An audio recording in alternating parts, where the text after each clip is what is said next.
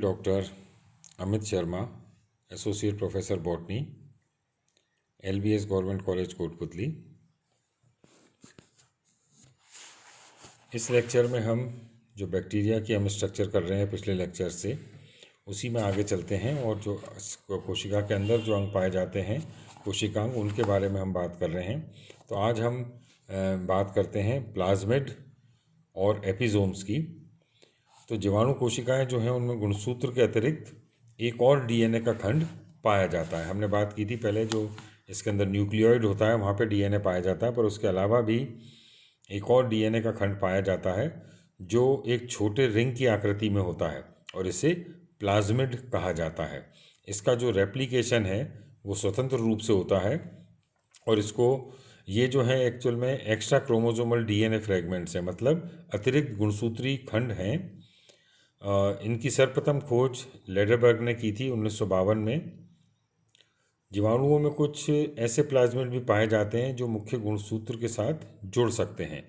जो मुख्य गुणसूत्र होता है इसका न्यूक्लियोइड में, उसके साथ, उस मुख्य डीएनए के साथ भी कुछ जो प्लाज्मिड है वो जुड़ सकते हैं और ऐसे प्लाज्मिड्स को, ऐसे जो प्लाज्मिड है उनको एपिजोम कहा जाता है।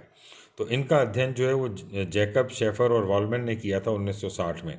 तो इस तरह से प्लाज्मिड्स और एपिजोम, तो प्लाज्मिड जो मुख्य गुणसूत्र के साथ जुड़ जाते हैं वो एपिजोम कहलाते हैं और प्लाज्मिड अपने आप में एक स्वतंत्र स्ट्रक्चर है जो कि डीएनए का अतिरिक्त खंड है।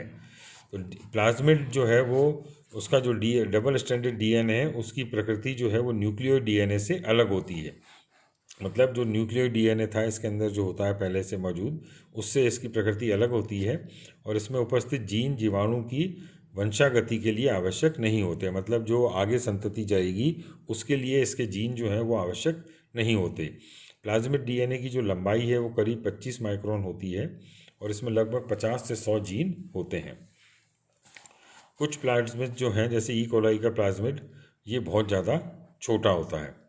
कुछ जीवाणुओं में एपिजोम मुख्य गुणसूत्र से जुड़कर फर्टिलिटी फैक्टर के रूप में भी कार्य करते हैं, उर्वरता कारक की तरह ये कार्य करते हैं।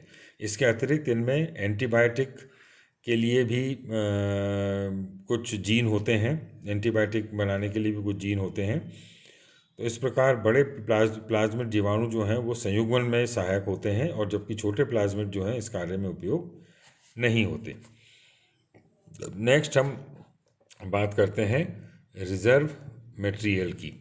इसके अंदर जो जीवाणु कोशिकाएं, इनके अंदर रिजर्व मटेरियल या संचित पदार्थ जो हैं, संचित भोजन जो है वो क्या होते हैं।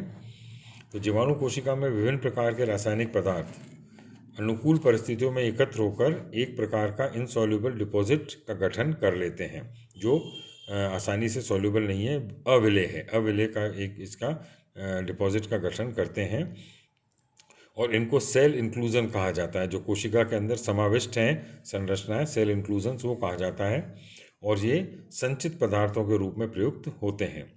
ये जो संचित पदार्थ हैं इनमें लिपिड्स, पॉलीसैकेराइड्स, पॉलीफॉस्फेट्स और सल्फर जो है वो मुख्य होते हैं। और ये जो संचित पदार्थ हैं जीवाणु कोशिका में उस समय एकत्र होते हैं जब ग्रोथ इनिबिटर्स अगर हैं वहाँ पर, उसकी उपस्थिति के कारण जीवाणु की कोशिका की जो वृद्धि है वो रुक जाती है। तो सामान्य परिस्थितियों में ये पदार्थ या कण वृद्धि सहायक होते हैं। जो पॉलीसैकेराइड्स और लिपिड्स हैं वो कार्बन और ऊर्जा के स्रोत हैं, जबकि जीवाणु कोशिकाओं को पॉलीफॉस्फेट से फॉस्फेट प्राप्त होता है। इसके अलावा जीवाणुओं में एक और विशेष प्रकार का संचित पदार्थ पॉलीबीटा हाइड्रोक्सी ब्यूरेट भी पाया जाता है जो क्लोरोफॉर्म में घुलनशील होता है। नेक्स्ट जो चीज़ है वो है गैस वैक्यूल्स या गैस रिक्तिकाएँ। जो जलीय जीवाणु हैं उनके अंदर नॉन पिगमेंटेड जो जातियां हैं उनकी, जिनके अंदर की पिगमेंट कोई नहीं पाया जाता, जैसे पॉलीनीमा, होलोबैक्टीरियम आदि।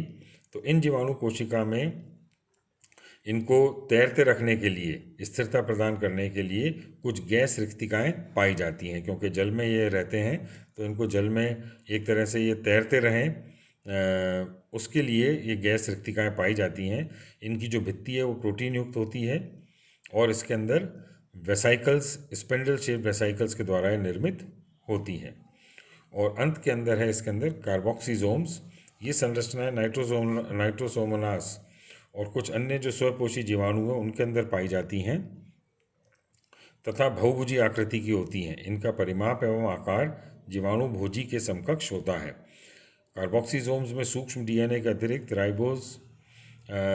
राइबुलोज डाइफॉस्फेट कार्बोक्सिलेज नामक एंजाइम भी मिलता है।